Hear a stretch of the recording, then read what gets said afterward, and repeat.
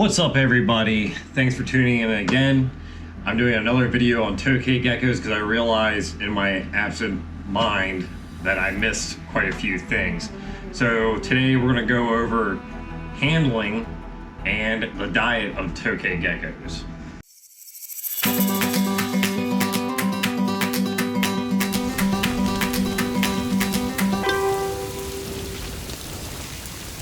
Some of you guys have noticed that I have Tokay geckos that are pretty calm, and some of you might ask, well, how the hell did you do that? Well, in general, how I went about it was I was fascinated by them to begin with because of this whole, the Tokay geckos don't make good pets, they're not tameable, they're aggressive and all that, and I kind of wanted to go about proving that wrong.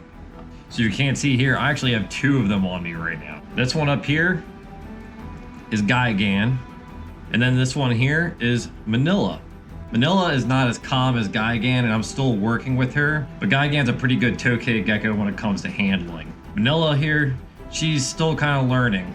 Now, generally, a lot of times I don't recommend trying to handle two of these guys at the same time because they can be quite a handful. And a lot of times when one is kind of being excited and constantly moving around, the other one will start acting the same way. But they do like to move around anyway, so I will say that they are an active gecko to hold.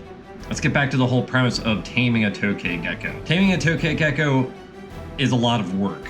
Now, the first couple of times were a little crazy because they don't really want to sit still, nor do they really want to be held. You have to gain their trust. And by gaining their trust is not by grabbing them, that's for sure. Grabbing them is going to make them feel like, oh my god, I'm about to be eaten. And Tokay geckos, unlike a lot of other geckos, will bite you.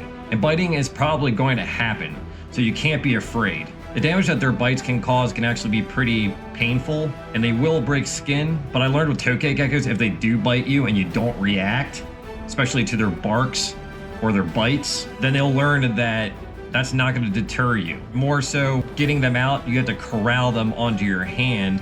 And when they start calming down while you're handling them, that's when you put them back in their enclosure. Then they start to think, hey, well, if I stay calm, this guy obviously doesn't want to hurt me, then he'll put me back.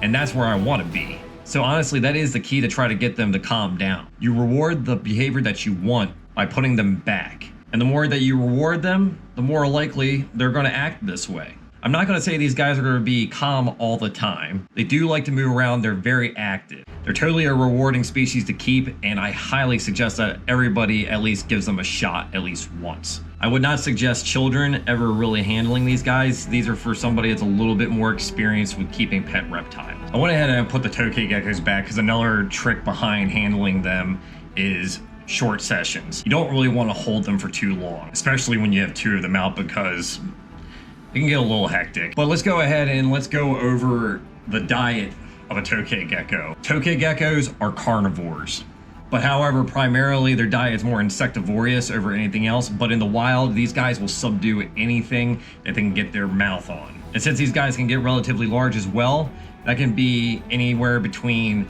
snakes, other lizards, mice, you name it. If they can catch it, they'll try to eat it. However though, in captivity, feeding them pinky mice or anything like that is not necessary.